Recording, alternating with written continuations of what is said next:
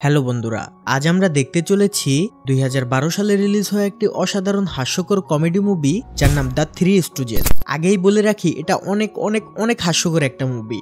হাসতে হাসতে আপনার পেট ব্যথা হয়ে যাবে। সাধারণত আমরা জানি বাচ্চারা বড় হওয়ার সাথে সাথে তাদের দুষ্টুমিগুলো কমতে থাকে, কিন্তু এই তিন বিচ্ছু যতই বড় হতে থাকে ততই তাদের দুষ্টুমি আরো বাড়তে থাকে। এই তিন বোকার কর্মকাণ্ড দেখলে আপনি হাসতে হাসতে ক্লান্ত হয়ে যাবেন। ধরে নিতে পারেন আপনার মুড যদি অফ থাকে তাহলে সেই মুড ভালো করার মেডিসিন হিসাবে এই মুভিটা কাজ করবে। এক কথায় অসাধারণ একটি মুভি। তাই যথেষ্ট হাসির এনার্জি থাকলে এই মুভিটি আপনার জন্য।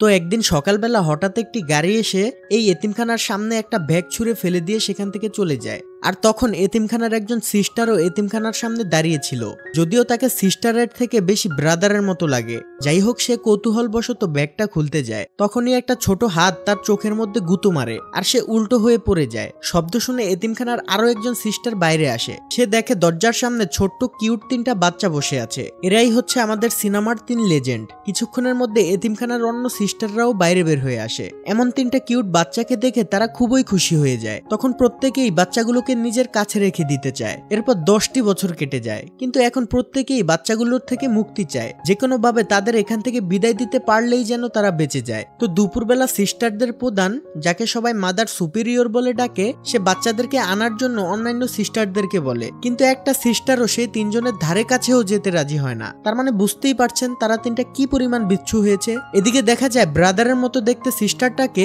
তারা তিনজন একটি টেবিলের সাথে বেঁধে দাঁতের অপারেশনের নাম করে উল্টাপাল্টা চিকিৎসা চালাচ্ছে। তারা অপারেশনের আগে তাকে অজ্ঞান করার জন্য হাতুড়ি দিয়ে মাথায় বাড়ি মারে। ঠিক তখনই মাদার সুপিরিয়র নিজেই তাদেরকে দুপুরের খাওয়ার জন্য ডাকতে আসে। এটা দেখে তারা তৎক্ষণাৎ সিস্টার সহ টেবিলটাকে উল্টে দেয় আর দুধে দেওয়া তুলসী পাতার মতো নিজেরাও ভদ্র হয়ে যায়। মাদার সুপিরিয়রের কাছে খাবারের কথা শোনা মাত্রই তারা তিনজন দৌড়ে নিচে চলে যায়। আর খাবার খাওয়ার মাঝেই একজন সিস্টার এসে মাদার সুপিরিয়রকে বলে একটা কাপল এসেছে তাদের এতিমখানা থেকে একটা বাচ্চাকে দত্তক নেওয়ার জন্য। এটা শুনে মাদার সুপিরিয়র বাচ্চাদেরকে তাড়াতাড়ি রেডি করতে বলে, কিন্তু অন্যান্য সিস্টাররা বলে এই তিন বাচ্চা তাদের জীবন অতিষ্ঠ করে ফেলেছে, তাই তাদের তিনজনকে এখানে রেখে অন্যান্য বাচ্চাদের লুকিয়ে রাখলে ওই কাপল তাদের তিনজন থেকে যে কোনো একজনকে দত্তক নিয়ে নেবে। তিনটা থেকে একটা গেলে তাদের যন্ত্রণাও কিছুটা কমবে। কিন্তু মাদার সুপিরিয়র প্রথমে রাজি হতে চায় না। তখনই সেখানে ব্রাদারের মতো দেখতে সিস্টারটা তার লাগেজ গুছিয়ে এসে বলে সে এই এতিমখানা ছেড়ে চলে যাবে। এই তিন বাচ্চার অত্যাচার সে আর নিতে পারছে না। বাধ্য হয়ে মাদার সুপিরিয়র তাদের প্রস্তাবে রাজি হয়ে যায় আর সকল বাচ্চাদেরকে লুকিয়ে শুধুমাত্র তাদের তিনজনকে বাইরে রেখে দেয়। কিছুক্ষণ পর সেই কাপল আসে, তাদের নাম মিস্টার এবং মিসেস হার্টার। তারা তিন বাচ্চাকে দেখে অনেক খুশি হয়। ঠিক তখনই লুকিয়ে রাখার পর কিভাবে যেন একটা বাচ্চা বাইরে চলে আসে। পরিস্থিতি সামাল দিতে মাদার সুপিরিয়র ওই বাচ্চা তিনজনের সাথে টেডি নামের এই ছোট বাচ্চাটাকেও দাঁড় করিয়ে দেয়। মিস্টার অ্যান্ড মিসেস হার্টার অনেক চিন্তা ভাবনা করার পর তারা একটি বাচ্চাকে পছন্দ করে। ও আচ্ছা, আপনাদের সাথে তিন বিচ্ছুর পরিচয় তো করানো হলো না। এই চুল ছোট মোটা বাচ্চাটার নাম হচ্ছে কার্লি, আর কোকড়া চুলওয়ালা টাকলু বাচ্চাটার নাম হচ্ছে ল্যারি, আর রাউন্ড কাট চুলওয়ালা বাচ্চাটার নাম হচ্ছে মো। তো এই কাপল মোকে পছন্দ করে দত্তক হিসাবে তাদের সাথে নিয়ে যেতে চায়, আর মো আনন্দে তাদের জড়িয়ে ধরে এবং তাদের সাথে যাওয়ার জন্য প্রিপারেশন নেয়। কিন্তু কার্লি, ল্যারি এবং মো তারা তিনজন একদম আপন ভাইয়ের মতো। আকাম কুকাম যাই করুক না কেন তারা সবসময় একসাথেই থাকে। হুট করে এভাবে আলাদা হয়ে যাচ্ছে দেখে বাকি দুজন খুবই ইমোশনাল হয়ে পড়ে। কিছুক্ষণ নিজেদের ইমোশনাল টাইম পার করে মো এই কাপলদের সাথে গাড়িতে করে চলে যেতে থাকে। গাড়িতে যাওয়ার সময় মিসেস হার্টার মোকে বলে আজ থেকে তুমি আমাদের ছেলে হিসাবে আমাদের জীবনে জন্ম নিলে, তাই আজ আমাদের কাছে তোমার জন্মদিন। বলো তুমি তোমার জন্মদিনে কি গিফট চাও। মো তখন মিসেস হার্টারের কানে কানে বলে সে তার বাকি দুই বন্ধুকেও তার সাথে নিয়ে যেতে চায়, কিন্তু তারা মোর কথা রাখতে চায় না। কিন্তু মো তাদেরকে অনেক রিকোয়েস্ট করে। সে বলে সে তার একার খাবার তিনজনের সাথে ভাগ করে খাবে আর তাদেরকে কোনো স্কুলেও ভর্তি করাতে হবে না। তবুও তারা যেন বাকি দুই বন্ধুকে তার সাথে নিয়ে যায়। তখন মিস্টার এবং মিসেস হার্টার বুঝতে পারে তারা তিনজন এতদিন ভাইয়ের মতো ছিল, আর মোকে একা নিয়ে গিয়ে তারা আসলেই তাদের আলাদা করে ফেলেছে। এই ব্যাপারটা তাদের অনেক খারাপ লাগে, তাই তারা আবার এতিমখানায় ফিরে যায়। কি ভাবছেন তারা বাকি দুজনকেও নিয়ে যাওয়ার জন্য এসেছে? আমিও এটাই ভেবেছিলাম, কিন্তু হয়েছে এর উল্টোটা। তারা মোকে রেখে সেই 4 নাম্বার ছোট বাচ্চাটা অর্থাৎ টেডিকে নিয়ে যায়। সিস্টাররা তো অনেক খুশি ছিল কারণ তারা মোকে নিয়ে গিয়েছিল, কিন্তু এখন তাকে ফিরে আসতে দেখে তাদের সমস্ত আশা ভরসা একদম ধ্বংস হয়ে গেছে। এদিকে মো ফিরে আসায় বাকি দুজন তো খুব খুশি। তারা জিজ্ঞেস করে কেন সে ফিরে এলো। তখন মো মো বলে তাদের বাসায় আসলে অনেক কাজ, সেখানে গেলে তারা তাকে দিয়ে সারাদিন কাজ করাবে, তাই সে চলে এসেছে। মানে সে তাদেরকে সত্যি কথাটা বলে না যে সে আসলে তাদের নিতেই ফিরে এসেছিল। তো এভাবেই এতিমখানার মাঝেই তাদের আরো 25 বছর কেটে যায়। মো, ল্যারি এবং কার্লি এখন অনেক বড় হয়ে গেছে, কিন্তু যতই বড় হোক তাদের শয়তানি কাজ কারবার কিছুই কমেনি। যাই হোক, তাদেরকে এতিমখানার বিল্ডিং এর কিছু মেরামতের কাজ দেওয়া হয়েছে, কিন্তু এই শয়তানগুলো ঘরের ভিতরে ঢুকে একটা ট্যাপ রেকর্ডারে কাজ করার সাউন্ড ছেড়ে দিয়ে ওইখানেই বিছানা বানিয়ে ঘুমিয়ে পড়ে। বাইরে থেকে সিস্টাররা তো মনে করে যেমন শব্দ আসছে ছেলেগুলো হয়তো খুব কাজ করছে, কিন্তু এরপর ব্রাদারের মতো দেখতে সিস্টার ভিতরে গিয়ে দেখে কাজ করা তো দূরের কথা, তারা গভীর ঘুমে আছে। সে রেগে গিয়ে খাটের পায়াতে বাড়ি দিয়ে তাদের ঘুমের 12টা বাজিয়ে দেয়, আর কতক্ষণ তাদের উপর চিল্লাপাল্লা করে তাদেরকে ছাদের উপর একটা ঘন্টা ঠিক করতে পাঠায়। তো তারা ছাদে ওঠার জন্য মই আনে, মই দিয়ে মো আর ল্যারি ছাদে ওঠে এবং কার্লিকে পাঠায় একটা অটোমেটিক মেশিনের করাত আনার জন্য। ল্যারি আর মো কাজ করার পাশাপাশি নিজেদের মধ্যে তাদের বিখ্যাত স্টাইলে মারামারি আর ঠুসাঠুসি করতে থাকে। এদিকে কার্লি তার করাত নিয়ে চলে এসেছে, কিন্তু এক হাতে করাত নিয়ে সে এই মই বেয়ে উঠতে পারে না, তাই করাতটাকে পিছনে ঝুলিয়ে সে মই বেয়ে উঠতে থাকে। এই পাগল তার করাতটাকে চালু রেখেই উপরে উঠতে থাকে, এর ফলে করাতের সাথে লেগে মইয়ের একটা একটা করে স্টেপ কাটতে থাকে। উপরে উঠে তারা একসাথে কাজ করে আর মাঝে মাঝে তাদের নিজস্ব স্টাইলে মারামারি করে। এদিকে এতিমখানায় একজন উকিল এসে মাদার সুপিরিয়রকে জানায় এতিমখানার অনেক ঋণ জমা হয়ে আছে এবং সেগুলো পরিশোধ করতে না পারলে 30 দিনের মধ্যেই এতিমখানাটি বন্ধ করে দিতে হবে। আসলে এই ঋণগুলো পুরোটাই হয়েছে মূলত এই তিনটার শয়তানি কাজকর্মের কারণে। মাদার সুপিরিয়র ঠিক করে ব্যাপারটা আগে তাদের জানানো উচিত যে তাদের কারণে কতগুলো টাকা ঋণ হয়ে গিয়েছে। তাই সে ব্রাদারের মতো সিস্টারটাকে পাঠায় সেই তিনজনকে ডেকে আনার জন্য। সে তাদের ডাকতে এসে দেখে তার দিকে একটা হাতুড়ির মাথা উড়ে আসছে। কোনো মতে সে হাতুড়ির আঘাত থেকে বেঁচে যায় আর হাতুড়িটা একটা বালতিতে গিয়ে পড়ে। আসলে মো ল্যারিকে হাতুড়ি দিয়ে বাড়ি দিতে যাচ্ছিল, সে কারণে এই হাতুড়ির মাথাটা এভাবে উড়ে আসে।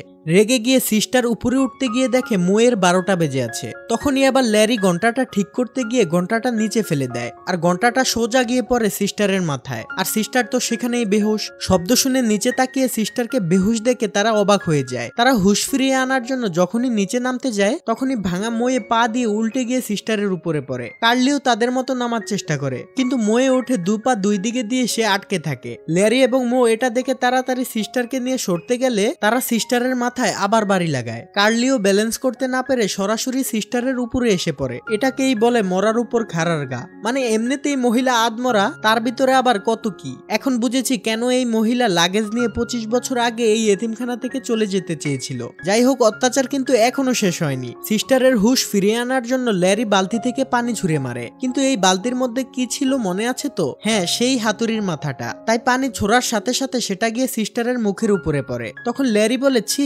পানিতে কত আয়রন, এত আয়রন আলা পানি আমরা খাই। মানে বোঝেন অবস্থা, কোনটা হাতুড়ি কোনটা আয়রন তারা সেটাও বোঝে না। যাই হোক, অনেক চেষ্টার পরেও সিস্টারের জ্ঞান না আসার কারণে তারা সিস্টারকে রেখেই মাদার সুপিরিয়রের সাথে দেখা করতে যায়। কিন্তু বদের হাড্ডিগুলো কোথায় গেলে একটুও ভদ্রভাবে যায় না। যাওয়ার সময় তারা গাড়িটিকে মোয়ের সাথে ধাক্কা দিয়ে উকিলকে এইভাবে সিস্টারদের উপরে ফেলে দিয়ে যায়, কিন্তু তারা সেটা খেয়ালও করে না। তারা পিছনে ফিরে দেখে উকিলটা সিস্টারদের উপর গড়াগড়ি খাচ্ছে। তারা মনে করে উকিল বেটা হয়তো সিস্টারদের সাথে বদমাইশি করছে, তাই তারা তিনজন মিলে তাকে অস্থির লেভেলের ধোলাই করে। তাদের মারামারি আবার যেমন তেমন মারামারি না, তারা একটু স্টাইলে মারতে ভালোবাসে। যেমন তারা এই ভদ্রলোকের শার্ট উঁচু করে তার বগলের লোম টেনে ছিঁড়ে ফেলে। ভাই রে ভাই, এই কাহিনী যদি আপনি মুভিতে দেখতে পারতেন তাহলে আমি নিশ্চিত এই মায়ের দেখে আপনি 5 মিনিট হাসতেন। যাই হোক, তখন মাদার সুপিরিয়র এসে তাদের থামিয়ে দেয়। এরপর এতিমখানার সবাইকে ডেকে এনে বলে 30 দিনের মধ্যে এই এতিমখানাটা বন্ধ হয়ে যাবে। এটা শুনে তারা তিনজন জিজ্ঞেস করে এতিমখানাটাকে বাঁচাতে হলে কি করতে হবে। তখন উকিল বলে $8,30,000 লাগবে, না হলে এই এতিমখানাটা বন্ধ করে দেওয়া হবে। তখন তারা বলে যে করেই হোক এই 30 দিনের মধ্যে তারা $8,30,000 উপার্জন করে এতিমখানাকে রক্ষা করবে। এরপর তারা সকল বাচ্চাদের বিদায় জানিয়ে তিনজন মিলে তাদের স্পেশাল একটা সাইকেল নিয়ে বের হয়ে যায় সেই $8,30,000 জোগাড় করার জন্য। যাওয়ার সময় মাদার সুপিরিয়র তাদের হাত খরচের জন্য কিছু টাকা দেয়। তারপর তারা সাইকেলে উঠে একটা বড় গাড়ি আসার জন্য অপেক্ষা করতে থাকে, কারণ তারা অলস, তারা কোনো মতেই প্যাডেল চালিয়ে যাবে না, তাই তারা অন্য একটি গাড়ির সাহায্য নেবে। কিছুক্ষণ পর একটা ট্রাক আসতে দেখে মো সাইকেলের সাথে একটা দড়ি বেঁধে সেই দড়িটাকে ট্রাকের দিকে ছুঁড়ে মারে। কি ভাবছেন তারা প্যাডেল মারা ছাড়াই আরামে যাবে? না ভাই, এই ছাগলগুলোর দড়িটাকে সামনে না বেঁধে পিছনে বেঁধেছে, তাই এখন রাস্তায় শেষরে শেষরে যেতে থাকে। এদিকে ছোটবেলায় মিস্টার এবং মিসেস হার্টার মোয়ের বদলে যেই টেডিকে নিয়ে গিয়েছিল সে এখন অনেক বড় হয়ে গিয়েছে এবং ব্যবসা বাণিজ্য আর বিয়ে শাদী করে সে এখন অনেক বড় লোক। কিন্তু টেডির বউ লিডিয়া মোটেও ভালো না। টেডির বন্ধু মিস্টার ম্যাকের সাথে তার সম্পর্ক ছিল, তাই সে ম্যাককে নিয়ে প্ল্যান করে কিভাবে টেডিকে মেরে তার টাকা পয়সা নিয়ে তারা একসাথে থাকবে। তারা নিজেরা তো সরাসরি খুন করতে পারবে না, কারণ তাহলে তারা ধরা পড়ে যাবে, তাই খুনটা অন্য কাউকে দিয়ে করাতে হবে। এদিকে তাদের বাসার নিচেই ল্যারি, কার্লি এবং মো ঢোল বাজিয়ে নিজেদের বেকারত্বের কথা মানুষকে জানাচ্ছিল। তারা গলায় লিফলেট ঝুলিয়ে রাস্তায় ঘোষণা করছে যে তারা $8,30,000 জন্য এক মাস যে কোনো কাজ করতে রাজি আছে। মানে বোঝেন অবস্থা, এক মাসে $8,30,000 কে দেয় ভাই? আমি নিজে করব সেই কাজ। যাই হোক, তাদের এই উল্টাপাল্টা কর্মকাণ্ড উপর থেকে লিডিয়া আর ম্যাক দেখেই বুঝতে পারে এই তিনজন আসলে বোকা আর গাদা ছাড়া কিছুই না। তখন তারা চিন্তা করে এদের দিয়ে লিডিয়ার স্বামী টেডিকে হত্যা করাতে হবে, তাই তারা উপর থেকে নিচে নামতে থাকে এই তিনজনকে দিয়ে খুন করানোর জন্য। এদিকে ল্যারি রাস্তার পাশে একটা মেকানিক্যাল ধনুক দেখতে পেয়ে সেটাকে চেক করার জন্য একটি তীর আকাশে মেরে দেয়। কিছুক্ষণ রাস্তায় এভাবে ঘোরাঘুরি করার পর কোনো কাজ না পেয়ে নিজেরা নিজেদের স্টাইলে মারামারি শুরু করে দেয়। তখন লিডিয়া আর ম্যাক তাদের সামনে গাড়ি নিয়ে আসে। লিডিয়া তাদেরকে বলে যদি তারা তাদের একটা কাজ করে দেয় তাহলে সে তাদের $8,30,000 দেবে। এই কথা শুনে তারা খুব আগ্রহ নিয়ে কাজটা কি সেটা জানতে চায়। লিডিয়া বলে তাদেরকে তার স্বামীকে খুন করতে হবে। এই কথা শুনে তারা ঘাবড়ে যায় এবং তাকে মানা করে দেয়। তখনই লিডিয়া বলে তার স্বামী একটা অসুখে আক্রান্ত, যেটা কোনোদিনও ভালো হবে না। প্রতিদিন তার কষ্ট বেড়েই চলেছে, এভাবে কষ্ট করে বেঁচে থাকার চেয়ে মরে যাওয়া আরো অনেক ভালো। তখনই ম্যাক গাড়ি থেকে এসে বলে সে আসলে লিডিয়ার স্বামী আর সে বেঁচে থাকতে চায় না। এই কথা শুনে বোকার দলগুলো সাথে সাথে রাজি হয়ে যায়। তারপর ম্যাক তাদেরকে বলে তোমরা আমাকে ঘুমের মধ্যে মেরে ফেলবে, মারার সময় আমার রুমের লাইট অন করবে না, কারণ আমি মরার আগে সারপ্রাইজ পেয়ে মরতে চাই। এই কথা শুনে তারা তিনজন হাসতে থাকে। তখনই হুট করে কার্লি ম্যাককে ধাক্কা দিয়ে একটি বাসের সামনে ফেলে দেয়, আর বাসের সাথে ধাক্কা খেয়ে ম্যাক উড়ে গিয়ে আরেকটা গাড়ির নিচে পড়ে। তারপর চরকির মতো ঘুরে আলু ভর্তা হয়ে যখন বের হয়ে আসে তখন তার উপর দিয়ে একটা ছেলে চলে যায়। মায়ের কিন্তু এখনো শেষ হয়নি। কিছুক্ষণ আগে ল্যারি উপরে যে তীরটি মেরেছিল সেই তীরটা এসে ম্যাকের পায়ের মধ্যে ঢুকে যায়। এদিকে লিডিয়া তার প্রেমিকের এই অবস্থা দেখে তার তো পুরো মাথা খারাপ হয়ে যায়। সে কখনোই এমনটা আশা করেনি। সে চিৎকার করে তাদের তিনজনকে বলে তারা এমনটা কেন করলো। তখনই কার্লি বলে সে বলেছিল সে সারপ্রাইজ পেতে চায়, তাই তাকে একটু সারপ্রাইজ দিলাম। লিডিয়া বুঝে যায় সে পাগলের পাল্লায় পড়েছে, তাই তাদের থেকে বাঁচার জন্য সে তাড়াতাড়ি গাড়ি নিয়ে চলে যায়। কিন্তু এরা কি আর সহজে পিছু ছাড়ার পাত্র? এতিমখানার সকল সিস্টাররা তাদের 25 বছরেও মানুষ করতে পারলো না। যাই হোক, তারা লিডিয়ার গাড়ির পেছনে ধরে স্লাইড করে তার সাথে তার বাড়িতে চলে আসে। লিডিয়া গাড়ি থেকে নেমে তাদের দেখে বেবাচেকা খেয়ে যায় আর বলে তারা এখানে কেন এসেছে। তখন তারা বলে তারা তাদের $8,30,000 নেওয়ার জন্য এসেছে। তখনই বাড়ির কেয়ারটেকার এসে লিডিয়াকে বলে আপনার স্বামীর বন্ধু মিস্টার ম্যাক বাস অ্যাক্সিডেন্ট করেছে, লোকজন তাকে হাসপাতালে ভর্তি করেছে, এখন সে বেঁচে আছে কিন্তু অবস্থা খুব গুরুতর। এই বলে কেয়ারটেকার সেখান থেকে চলে যায়। সাথে সাথে এই তিনজন টাকা চাইতে আসে। লিডিয়া তাদের চর মেরে বলে আমার স্বামী মারা যায়নি, সে হাসপাতালে আছে এবং বেঁচে আছে, তোমাদের কাজ হয়নি, তোমরা চলে যাও। এই বলে সে তাদেরকে মেরে বাড়ি থেকে বের করে দেয়। এরপর তারা প্ল্যান করে তারা তাকে আবারও মারবে। এখন যেহেতু সে হাসপাতালে আছে তাই তাকে মারাটাও সহজ হবে। তাই তারা হাসপাতালে গিয়ে ম্যাককে খুঁজতে শুরু করে, কিন্তু হাসপাতালের রিসেপশনের মহিলা তাদেরকে বলে ভিজিটিং এর টাইম শেষ হয়ে গিয়েছে, তারা যেন পরের দিন আসে। এবার তারা ভাবতে থাকে এখন কি করা যায়। হঠাৎ তাদের সামনে একজন ডাক্তার আর দুজন নার্সকে একটা রুমের ভিতর ঢুকতে দেখে তাদের মাথায় আইডিয়া আসে যে তারা ডাক্তার এবং নার্স সেজে ম্যাকের রুমে যেতে পারে। সাথে সাথে তারা সেই রুমের মধ্যে ঢুকে ডাক্তার এবং নার্সদের মেরে তাদের কাপড় নিয়ে ম্যাককে খুঁজতে থাকে। কিন্তু বেশিক্ষণ তারা ঘোরাঘুরি করতে পারে না, কারণ রিসেপশনের সেই মহিলাটা তাদের দেখতেই চিনে ফেলে আর তাকে দেখে তারা তিনজনও পালাতে থাকে। তারা দৌড়ে গিয়ে একটা বাচ্চা রাখার রুমে ঢুকে পড়ে। সেখানে একজন নার্স তাদেরকেও নার্স মনে করে বাচ্চাদের ডাইপার গুলো চেঞ্জ করতে বলে। তিন গাদা ডাইপার চেঞ্জ করতে গিয়ে কি কাণ্ডটাই না ঘটাইছে। আর বাচ্চাগুলোও ছিল এক একটা বদের হাড্ডি। এরা শিশু করে বেচারা কার্লিকে রীতিমতো গোসল করিয়ে ফেলে। এভাবে কথায় কথায় তারা তিনজন আবারও মারামারি শুরু করে দেয়, কিন্তু এইবার তাদের মারামারির অস্ত্র হচ্ছে বাচ্চাদের শিশু। তারা বাচ্চাদের কোলে নিয়ে বন্দুকের মতো তাদের ব্যবহার করে আর একজন আরেকজনের দিকে শিশু বোমা নিক্ষেপ করতে থাকে। ঠিক তখনই ওই নার্সটা চলে চলে আসে আর তারা তাকে দেখে তার দিকে ডাইপারগুলো মেরে সেখান থেকে পালিয়ে যায়। কিছুক্ষণ পর তারা সৌভাগ্যবশত ম্যাকের রুমটা খুঁজে পায় আর ভিতরে যেন কেউ না আসতে পারে তাই মো একটা আস্ত প্লাস্টার করা মানুষকে দরজার সামনে এনে রেখে দেয়। বেচারার এমনিতেই ভিতরে হাড়গোড় ভাঙা, তার ভিতরে বোকাগুলো তাকে খুঁটি হিসাবে ব্যবহার করেছে। এদিকে ম্যাক এই তিনজনকে দেখেই বুঝতে পারে আজ তার রক্ষা নেই, তার কপালে এবার মরণ নিশ্চিত। আসলে এখানে কাহিনীটা হয়েছে, লিডিয়া যখন টেডিকে মারার কথা বলে তখন তারা তিনজন রাজি হয় না, তাই ম্যাক তাদের বুঝাতে চেয়েছে সে নিজেই টেডি, তাই তারা যেন তাকে ঘুমের মধ্যে মেরে ফেলে, কারণ তারাও অন্য কাউকে মারতে চায় না। আর লিডিয়া আর ম্যাকও তাদেরকে সরাসরি টেডিকে মারতে বলে না, তাই যাকে মারার কথা সে নিজেই যদি এসে বলে আমাকে মেরে ফেলো, তাও আবার ঘুমের মধ্যে লাইট অফ করে, তাই তারা রাজি হয়ে যায়। কারণ অন্ধকারে ঘুমের মধ্যে ম্যাকের বদলে থাকবে টেডি আর তারা তিনজন টেডিকে মেরে ফেলবে, ফলে লিডিয়া আর ম্যাকের কাজ সম্পূর্ণ হবে। কিন্তু গাদাগুলো ম্যাকের প্ল্যান সাজানোর আগেই তাকে নাস্তানাবুদ করে ফেলে। যাই হোক, সে তাদের দেখে প্লাস্টারের ভিতরে লুকানোর চেষ্টা করে, কিন্তু এরা তিনজন এটা বুঝে ফেলে। তখন মো কার্লির কাছ থেকে একটা ছোট ডাইনামাইট জ্বালিয়ে সেটাকে প্লাস্টারের ভিতরে ঢুকিয়ে দেয় আর যথারীতি সেই লেভেলের একটা ব্লাস্ট হয়, মানে ম্যাকের 12টা বেজে যায়। বেচারা ম্যাক পোড়া চেহারা নিয়ে নার্স নার্স বলে চিৎকার করতে থাকে।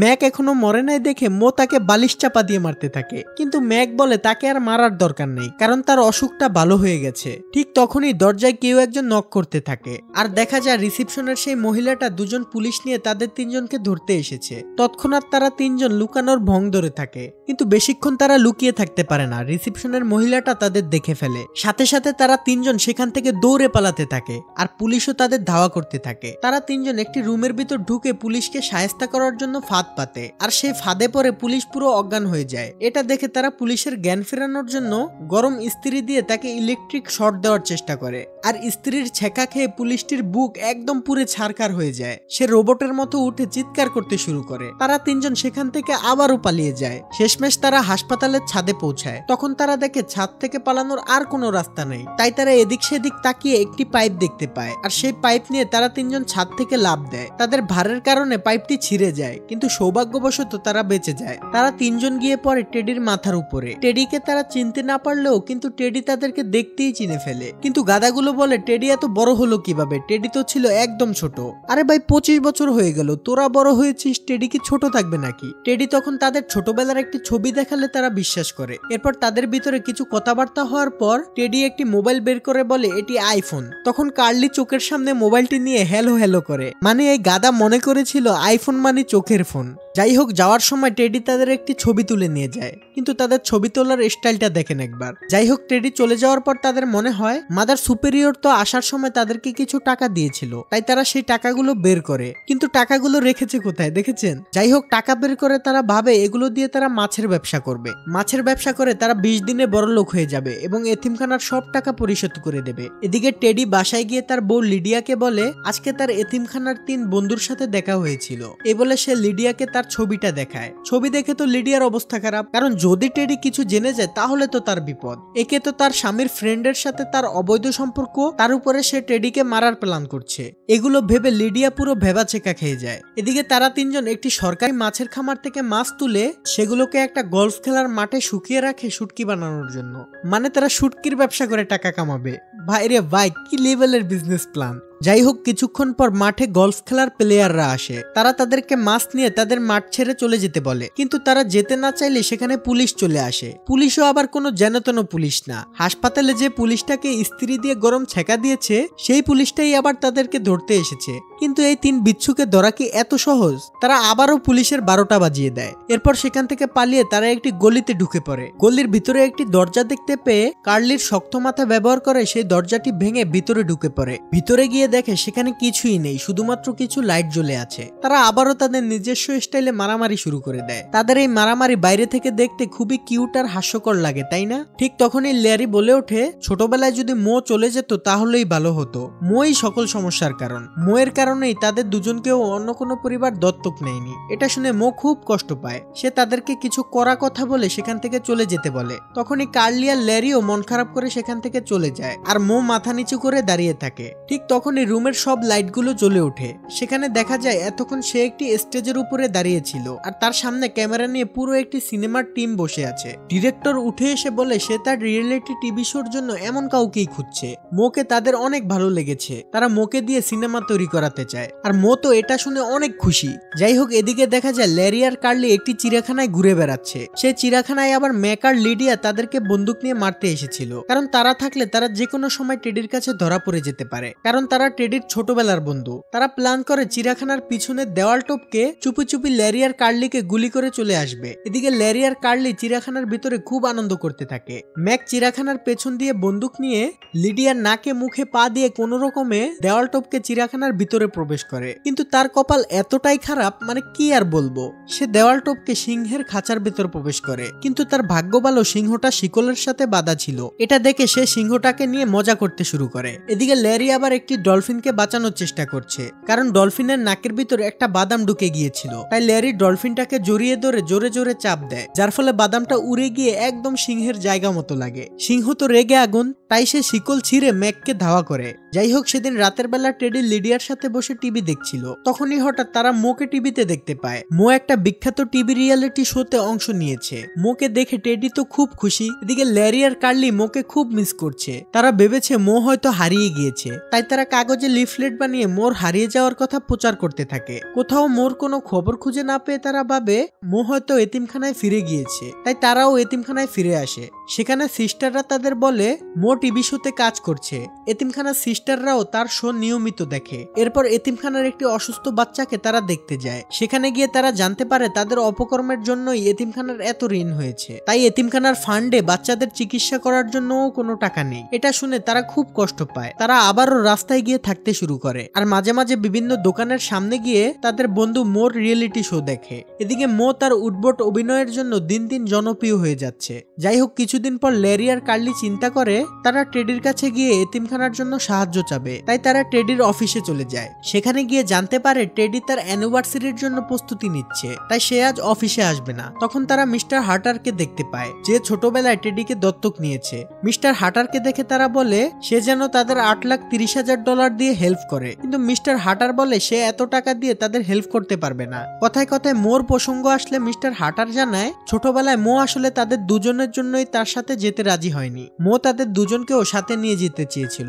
এটা শুনে তারা দুজন খুব কষ্ট পায় এবং অনেক ইমোশনাল হয়ে যায়। সেদিন অজান্তেই তারা মোকে কি না কি বলে ফেলেছে। ঠিক তখনই তারা অফিসে টেডির পাশে লিডিয়ার ছবি দেখতে পায়। সাথে টেডির বন্ধু ম্যাক আর টেডির বাবা মিস্টার হার্টার ছিল। ল্যারি গিয়ে রিসেপশনের মহিলাটাকে লিডিয়ার কথা জিজ্ঞেস করে। মহিলাটি বলে এটা টেডির স্ত্রী। ল্যারি তো অবাক, তাহলে পাশের লোকটাকে? মহিলাটি জানায় ওটা টেডির বন্ধু। এবার ল্যারি বুঝে যায় লিডিয়া আসলে টেডির সাথে চিট করে তাকে মারার প্ল্যান করছে। তারা সাথে সাথে দৌড়ে টিভি শো এর অফিসে যায় মোয়ের সাথে দেখা করতে। তারা মোয়ের কাছে ক্ষমা চেয়ে মোকে টেডির কথা সব খুলে বলে। তারপর তারা তিনজন রওনা হয় টেডিকে সবকিছু জানানোর জন্য। এদিকে লিডিয়া আর টেডির অ্যানিভার্সারির অনুষ্ঠান চলছে। অনুষ্ঠানে ম্যাক আর লিডিয়া আবারও টেডিকে মারার প্ল্যান করতে থাকে। দুর্ভাগা ম্যাক সিংহের থাবা খেয়ে মুখের কি অবস্থাটা নেই হয়েছে। যাই হোক, এদিকে তারা তিনজন একটা রাজকীয় কুকুরের গাড়িতে করে অনুষ্ঠানে পৌঁছায় এবং সফলভাবে তারা গার্ডের উপরে ল্যান্ড করে। ভাই, এদের কাহিনীগুলো সত্যি হাসার মতো, মানে সব জায়গায় আকাম। যাই হোক, গার্ড তাদের ভিতরে ঢুকতে দেয় না, তাই তারা বেলুন আলা সেজে অন্য গেট দিয়ে ভিতরে ঢুকে। আর সবগুলো বেলুন কার্লির হাতে ধরিয়ে দিয়ে মো আর ল্যারি টেডিকে খুঁজতে চলে যায়। কিন্তু এই গাদা সবগুলো বেলুন একটা বাচ্চার হাতে ধরিয়ে দিয়ে সে নিজেও টেডিকে খুঁজতে চলে যায়। ফলে বাচ্চাটা বেলুনের সাথে আকাশে উড়ে যেতে শুরু করে। এদিকে ল্যারি আর কার্লি টেডিকে না খুঁজে খাওয়া দাওয়া নিয়ে ব্যস্ত হয়ে পড়ে, যেটা দেখে মো বিরক্ত হয়ে তাদের সাথে মারামারি শুরু করে দেয়। মো কার্লিকে একটা অ্যাকুরিয়ামের মধ্যে চুবিয়ে ধরে, ফলে তার মুখে একটা বড় লবস্টার আটকে যায়। এটা দেখে ল্যারি হাসলে মো লবস্টারটাকে ল্যারির জায়গা মতো ঢুকিয়ে দেয়। ল্যারি দ্রুত সেটাকে বের করে উপরে ছুঁড়ে মারে, আর সেটা গিয়ে পড়ে লিডিয়ার মুখে। লিডিয়া তাদেরকে দেখার সাথে সাথেই ম্যাককে জানায়। তখনই অনুষ্ঠানের সবাই খেয়াল করে একটা মেয়ে বেলুন ধরে উপরে আটকে আছে। ল্যারি সাথে সাথে তাকে বাঁচানোর জন্য একটা বন্দুক নিয়ে আসে, কিন্তু মো তার কাছ থেকে বন্দুক কেড়ে নিয়ে বলে গুলি করলে বাচ্চাটার গায়ে লাগতে পারে, গাদা কোথাকার। এই বলে সে বন্দুক নিয়ে ল্যারির মাথায় বাড়ি মারে, আর সাথে সাথেই একটা ফায়ার হয়ে কয়েকটা বেলুন ফুটে যায়, আর মেয়েটা এসে পড়ে একদম অনুষ্ঠানের কেকের উপরে। এটা দেখে চারদিক থেকে অনুষ্ঠানের গার্ডরা তাদের ধরতে আসলে তারা তিনজন দৌড়ে বাড়ির ভিতরে ঢুকে যায় আর সোজা চলে যায় টেডির রুমে। লিডিয়া আগেই ওষুধ খাইয়ে টেডিকে দুর্বল করে রেখেছিল, তাই সে তেমন একটা শক্তি পায় না। তারা তিনজন টেডিকে সব কথা বলে দেয়। তখনই ম্যাক লিডিয়াকে নিয়ে রুমে এসে বন্দুক বের করে। ঠিক সেই মুহূর্তেই মিস্টার হার্টার আরেকটা বন্দুক নিয়ে রুমে আসে এবং ম্যাককে বন্দুকটা ফেলে দিতে বলে। তখন টেডি বলে, ম্যাক তুই আমার সবচেয়ে ভালো বন্ধু হয়ে এটা কিভাবে করতে পারলি? তখন মিস্টার হার্টার বলে সে আসলে কিছুই করেনি, সবকিছু সে নিজেই করেছে। সাথে সাথে লিডিয়া তার কাছে চলে যায়। আসলে এতদিন লিডিয়া ম্যাককে ব্যবহার করে মিস্টার হার্টারের জন্য কাজ করছিল। এরপর মিস্টার হার্টার সবাইকে গান পয়েন্টে নিয়ে গাড়িতে করে দূরে নিয়ে যেতে থাকে, যাতে তাদের খুন করার পর কোনো প্রমাণ না থাকে। গাড়িতে বসে সে আরো বলে আসলে সকল সম্পত্তি ছিল তার বউ মিসেস হার্টারের নামে, কিন্তু সে মরার পর সকল সম্পত্তি টেডির নামে করে দেয়, তাই সে এত কিছু করেছে। ঠিক তখনই কার্লি তার পোষা ইঁদুরটাকে বের করে সেটাকে লিডিয়ার উপরে ছেড়ে দেয়। আর মেয়েরা তো জানেনি তেলাপোকা, ইঁদুর, টিকটিকি এগুলো দেখলে কেমন করে, তাই লিডিয়া ইঁদুর দেখে বন্দুক ফেলে দিয়ে চিৎকার করতে শুরু করে। ফলে গাড়িটি অ্যাক্সিডেন্ট করে একটি ডোবায় গিয়ে পড়ে। তাদের গাড়িতে পানি ঢুকলে সবাই এক জায়গায় জড়ো হয়ে কোনো মতে অক্সিজেন নিতে থাকে। এর মাঝে কার্লি আবার একটি পাদ মারে।